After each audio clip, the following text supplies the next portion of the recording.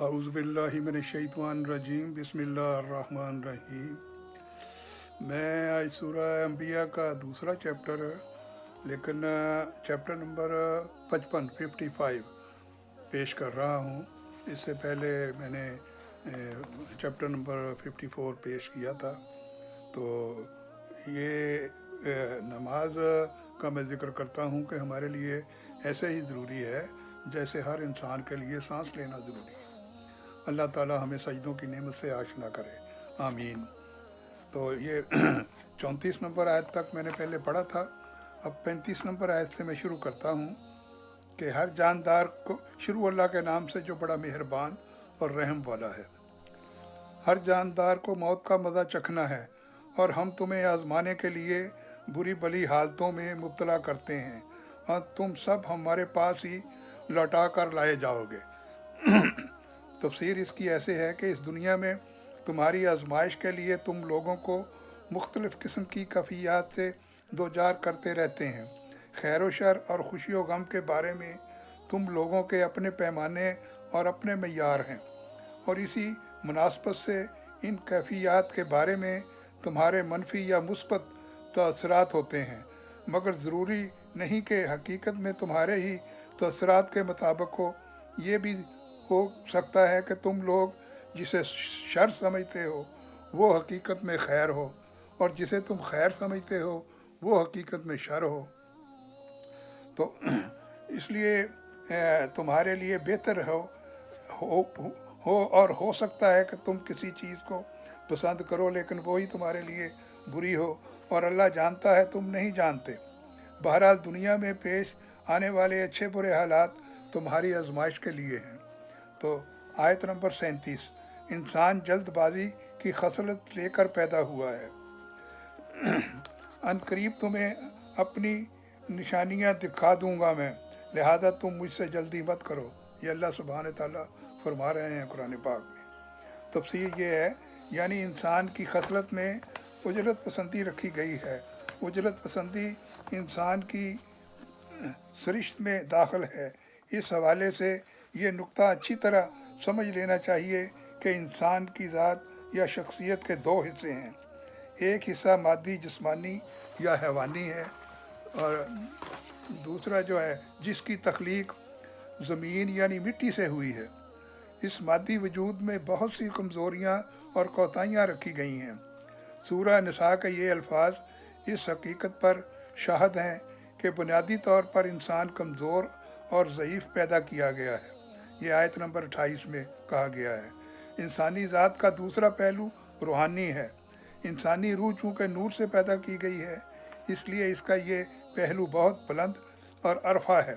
اس پہلو کے بارے میں سورۃ التین میں فرمایا گیا ہے، آیت نمبر 4 میں، ہم نے انسان کو بہترین صورت میں پیدا کیا ہے۔ یعنی اصل انسان تو وہ روح بھی ہی ہے جو انسانی تخلیق کے مرحلہ اول۔ وضاحت کے لیے سورہ انعام کی 94 نمبر آیت میں تشریح ملاحظہ ہو، احسنہ تقویموں کی کیفیت میں پیدا کی گئی ہے۔ اس نور کو پھر اس انسانی جسم کے اندر رکھا گیا ہے جو مٹی سے بنا ہے، اور اسی وجہ سے اس میں بہت سی کمزوریاں پائی جاتی ہیں، جن میں سے ایک کمزوری یہ بھی ہے کہ وہ فطری اور جبلی طور پر عجلت پسند ہے۔ کیا عجب کہ تمہارے عذاب کے بارے میں وعدوں کا پورا ہونے کا وقت قریب ہی آ لگا ہو۔ تو آیت نمبر 38، اور یہ لوگ یعنی کافر کہتے ہیں کہ یہ وعدہ کب پورا ہوگا اگر آپ صلی اللہ علیہ وسلم سچے ہیں۔ یہ حضور سے پوچھتے ہیں کافر لوگ۔ تو آیت نمبر 39، کاش ان کافروں کو معلوم ہوتا اس وقت کے بارے میں جب وہ آگ کو ہٹا نہ سکیں گے اپنے چہروں سے، اور نہ ہی اپنی پیٹھوں سے، اور نہ ہی ان کی مدد کی جائے گی۔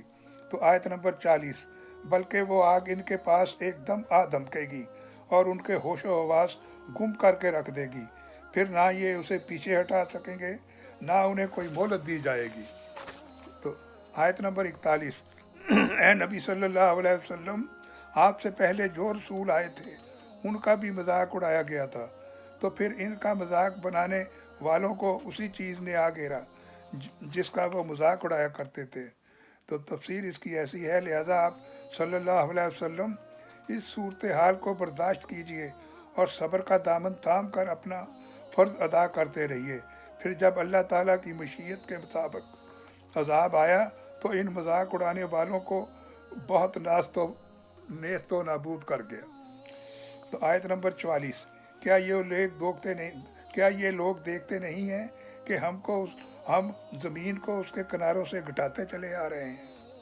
तफसीर इसकी ऐसी है, क्या मुशरिकीन मक्का को ये ठोस हकीकत नज़र नहीं आ रही कि इस सरजमीन में उनका असर और रसूख रोज़ बरोज़ कम हो रहा है। इस्लाम का पैगाम मुसलसल फैल रहा है। मक्का के अंदर से भी इस रोशनी का दायरा वसी हो रहा है और बाहर के कबाइल में भी दावत इस्लाम का तारफ़ रफ्ता रफ्ता बढ़ता चला जा रहा है। गोया मुशरिकीन मक्का के लिए ज़मीन मुसलसल सुकड़ती चली जा रही है और हर आने वाले दिन के साथ अहले ईमान की तादाद और ताकत में इजाफा हो रहा है। इनसे मिलते जुलते अल्फाज में ये मजमून इससे पहले सूरह राद में भी आ चुका है।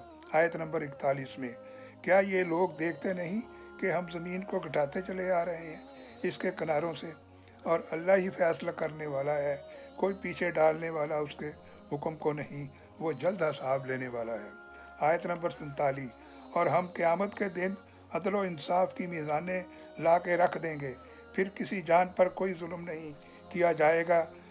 अगर होगा कोई अमल राई के दाने के बराबर भी तो उसे हम ले आएंगे और हिसाब लेने के लिए हम काफ़ी। ये क़यामत के दिन के मतलब अल्लाह सुब्हान तआला फरमा रहे हैं। तो ज़रूरी नहीं था कि जब मैं पैगम्बरों का ज़िक्र तफसील से बयान करूँगा तो मैं आपको समझने में ज़रा आसानी रहेगी, क्योंकि यहाँ पर आगे कुछ पैगम्बरों के ज़िक्र आ गए हैं काफ़ी लंबे लंबे, तो वो ज़रा मेरा चैप्टर नहीं है, वो मैंने अलहदा प्रोग्राम बनाया हुआ है। बहरहाल मुख्तसर भी कई सूरतों में आए हैं, तो इसमें बहुत मुख्तसर अल्लाह ताला ने उनकी हालात बयान किए हैं। आयत नंबर 48, और हमने मूसा और हारून को हक को बातल का एक मय्यार हदायत की और एक रोशनी और उनके मुत्तकी लोगों के लिए नसीहत का सामान अता किया था। आयत नंबर 49, जो देखे बगैर अपने परवरदिगार से डरें और जिनको क़यामत की घड़ी का खौफ लगा हुआ हो। आयत नंबर 50, और अब ये कुरान बरकतों वाला पैगाम नसीहत है जो हमने नाज़िल किया है, फिर भी तुम इसे मानने से इनकार करते हो। इसलिए इसके बाद हज़रत इब्राहीम का ज़िक्र है, वो मैं अगले चैप्टर में ऐसे छोटे जो हैं ज़िक्र आए हैं, तफसील थे भी आए हैं, लेकिन वो मैं अपने दूसरे प्रोग्राम में जो पैगम्बरों का ज़िक्र है उसमें अर्ज़ करूँगा। तो मैं आपसे यही गुजारिश करूँगा कि आप जो भी मैं ये कुरान पाक है उर्दू में, अल्लाह की सब ज़ुबानें हैं और ये भी अल्लाह की ज़ुबान है और कुरान का बिल्कुल तर्जमा है। आप इसे सुना ज़रूर करें, बस एक दफ़ा तो सुन लिया करें 8 मिनट निकाल के 24 घंटे में, तो आप अल्लाह ताला आपको इसका अजर भी देगा और अल्लाह ताला आपके लिए आसानियाँ पैदा करे। अल्लाह हाफ़िज़।